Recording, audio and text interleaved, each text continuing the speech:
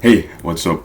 Welcome to day 10. Day 10, we are now in the double digits of this 100 push-up per day for 30-day challenge. And this will actually be my first 100 push-ups as a licensed driver. If you haven't already, I highly implore that you watch that video where I celebrate getting my driver's license.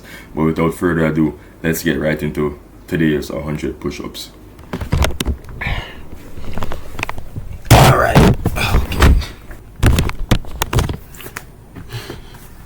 Alright, first set, let's go.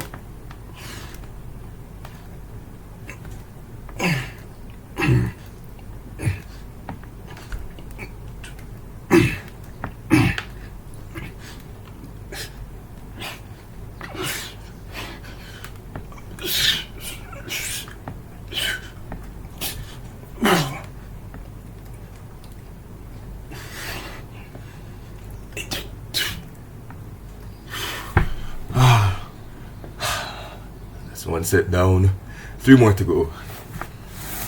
Whew.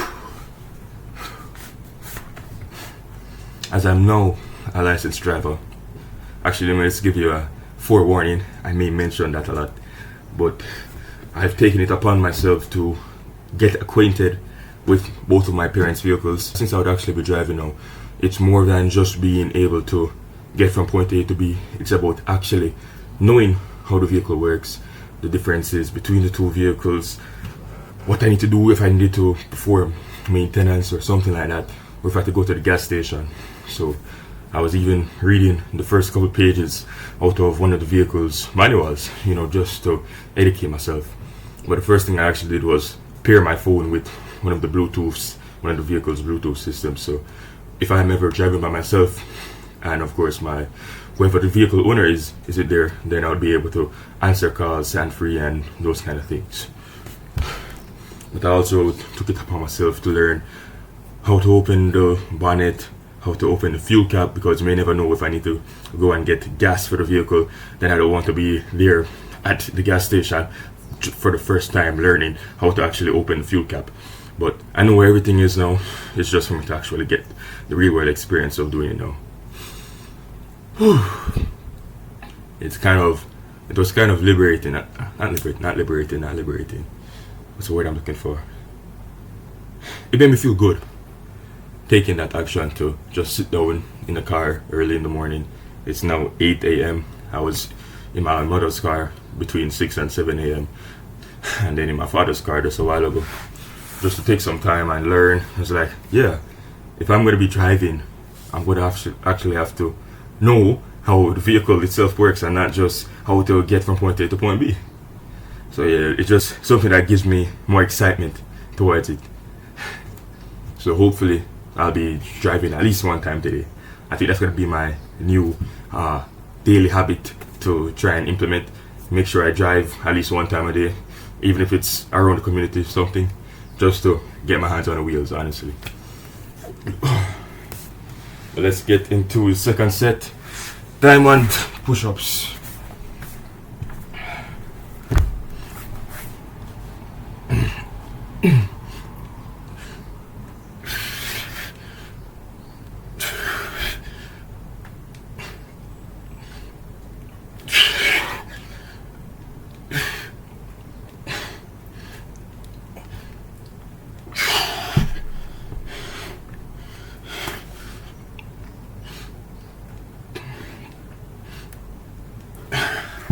I need to do 5 more. 5 more diamond push-ups.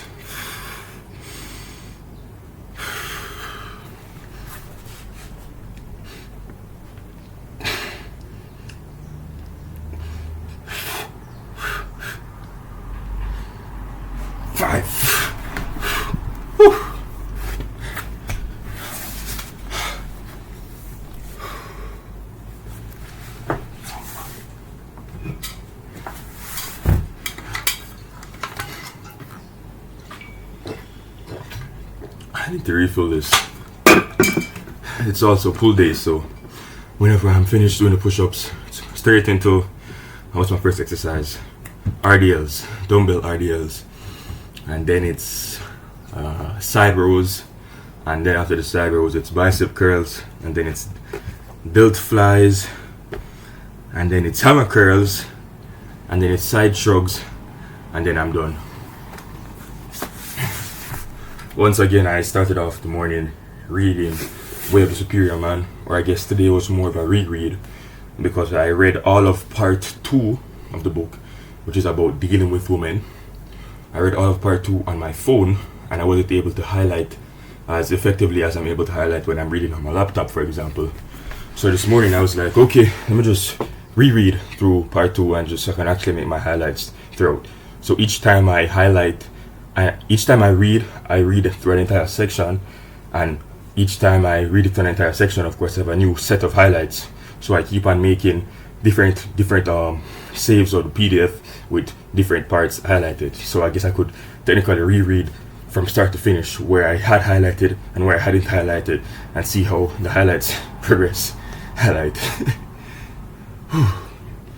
But yeah, this book has once again been really helpful, especially chapter 16, where it talks about women are not liars.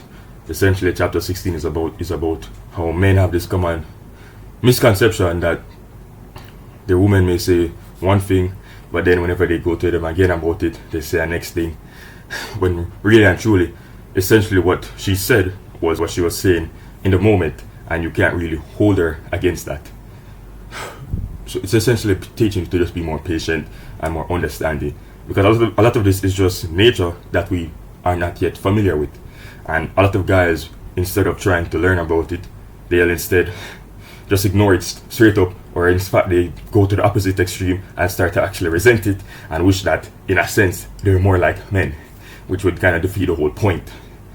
But yeah, the book has really been helping me, especially because other than my driver's license, my upstairs is kind of a mess right now. So it's been able to provide me with a lot of reminders that I just need to wait it out. So that, the book, and also the Bible, my daily Bible lessons, have been able to just give me those constant reminders. So stay calm, wait it out, it'll fix itself.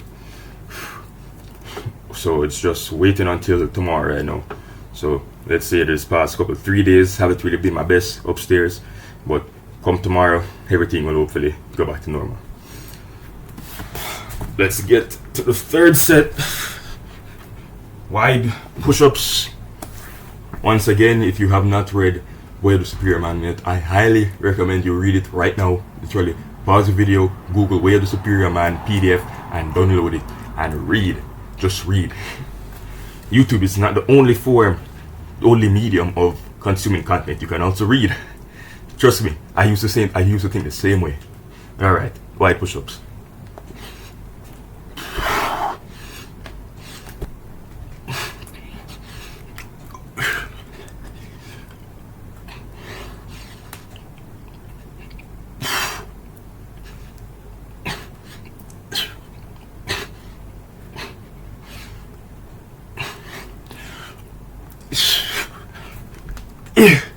Four, 5.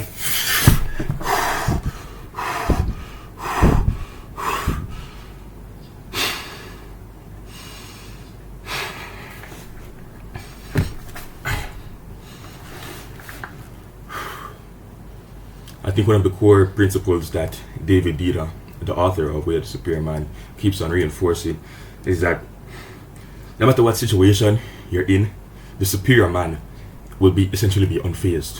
Whether he's being shouted at, whether he's being criticized, whether he's being, praised. If you're getting praised, then obviously you'd have a more positive, but ultimately, whenever things go wrong, you want to be able to hold your frame, you want to stay calm. I remember one of the early chapters, it talks about loving even if your heart is hurt, even if you have a wounded heart, you still should be open with it, and you should still be loving with it.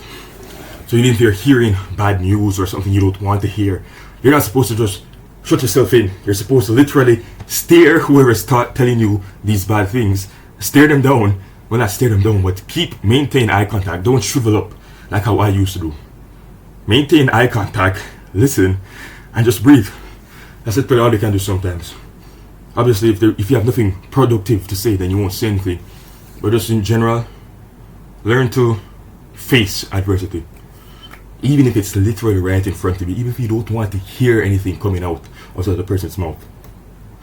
keep the eye contact, breathe,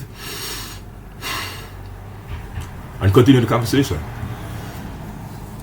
I think that was the biggest eye openers for me. But I don't need to be shutting off, because I used to do that a lot, like a lot. I would never be able to hear something I don't want to hear and not just immediately let the person know, even if it's through body language. For example, if I started to hear something I didn't want to hear, I would be breaking eye contact immediately. I would be like, yeah, okay. And literally 5 seconds before that, I was the one dominating the eye contact. So yeah, it goes to show how much there still is for me to learn, even when areas which I thought I would already have conquered. But yeah, you have to always be willing to humble yourself and accept that there's probably somebody better than you at the thing you're doing. So if that somebody ever comes around, or if something ever comes around to show you that, be open to it. Of course, you still have to trust yourself and trust whatever capabilities you're at. So you need to be confident that this person knows more than you, but at the same time not cocky about it, so that you wouldn't be willing to hear any what's what I'm looking for. Not too cocky, so that you're closed off to hearing any criticisms, especially if the criticism can be productive, which I believe in 9 to 10 cases it can probably be. Whew. Alright, give me a second. I'm gonna go fill my water bottle and then set up the camera for the decline push-ups. Alright, 25 decline push-ups.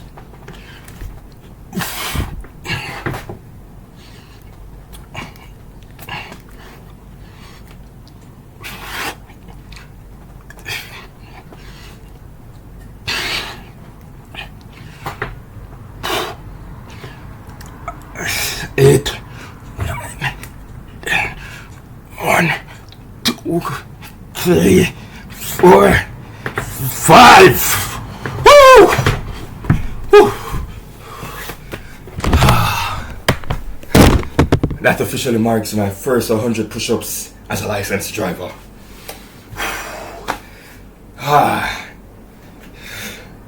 This also brings at the end to day number 10 of this challenge. As you see, got a little chest pump. Now I'm gonna go head out and do my pull day workout. Let me catch my breath for a second, sorry. How did day 10 go for you? How has the past 10 days gone for you? Have you been improving? Have you been stagnant? Have you even tried one push-up so far? Let me know. If you want to be a part of this push-up journey, but also my journey as a young man, subscribe to the channel so that you may see more videos like this. Remember to always be improving. I'll see you again soon. God bless.